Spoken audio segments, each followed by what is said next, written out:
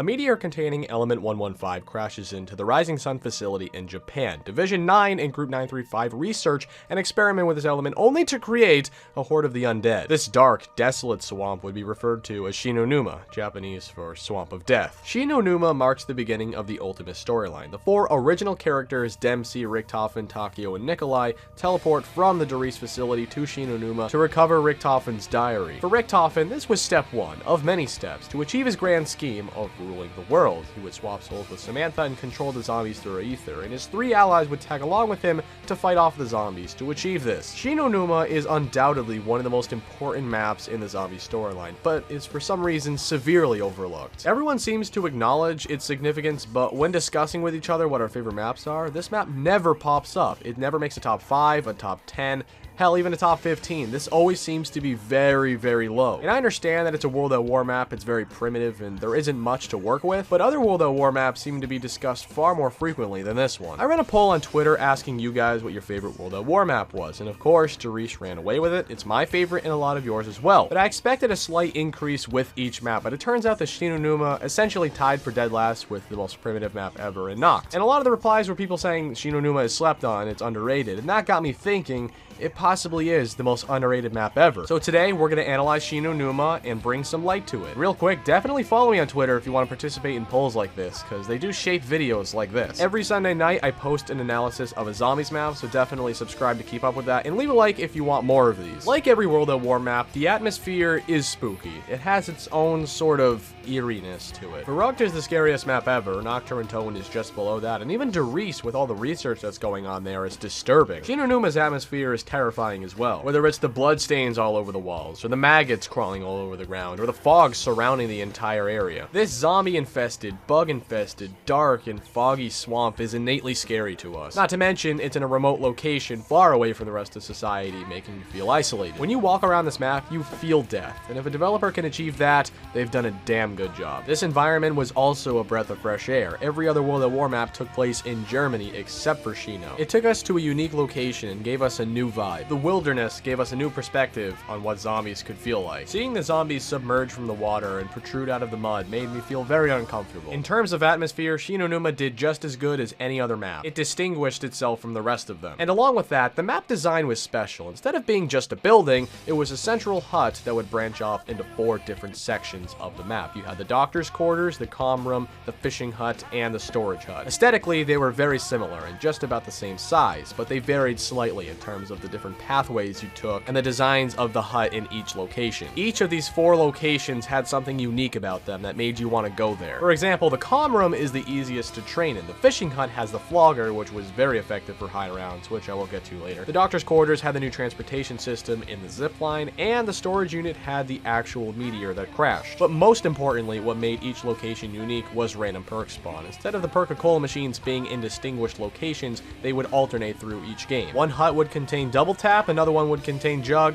another one speed cola, and another one quick revive. They would change up every game, so you never knew which room you wanted to go to first. You would have to explore the entire map, and I think that's good. Instead of going into one area to train for the whole game, you had to move around. You had to open up the entirety of the map and spend a minimal amount of time in each location, whether you liked it or not. And oddly enough, there was no power switch to turn these on. You just had to get there. The mystery box was also moving around, and there was an electric trap in each hut. Oftentimes, a perk would decrease or increase the value of a specific area of the map. The comm room could be the most valuable spot on the map with jug in one game, but in the next game could be the least valuable with, let's say, double tap. It was a combo of randomization and personal preference that ultimately made you experience the entirety of Numa. Does everyone love random perk spawn? Absolutely not. Some people find it irritating, but for a map on this scale, I find it healthy. It's not like you're going out of your way to get the perk you want. You're just opening up the map. Numa provided a formula that many maps would follow later on. Instead of being complacent in one building like the previous 2 maps, Numa encouraged you to explore. And on a map with tons of space that encouraged you to move around,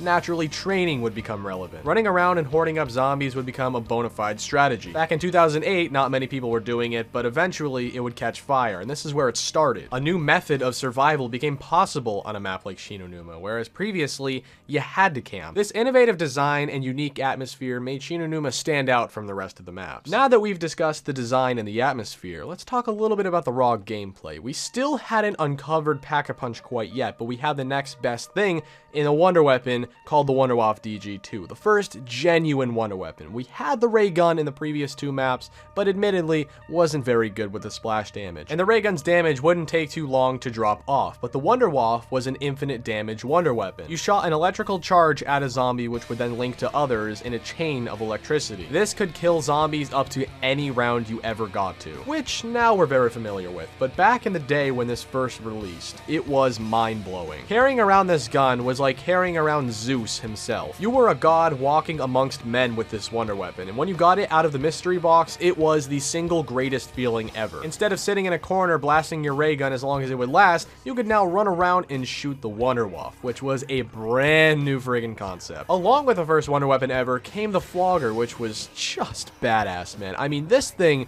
is so fun to use. It's the most unique trap ever.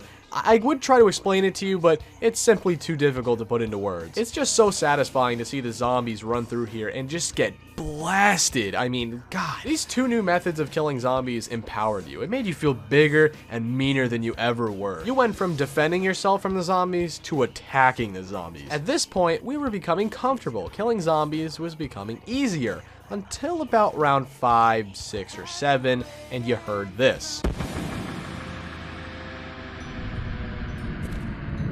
Fetch me their soul!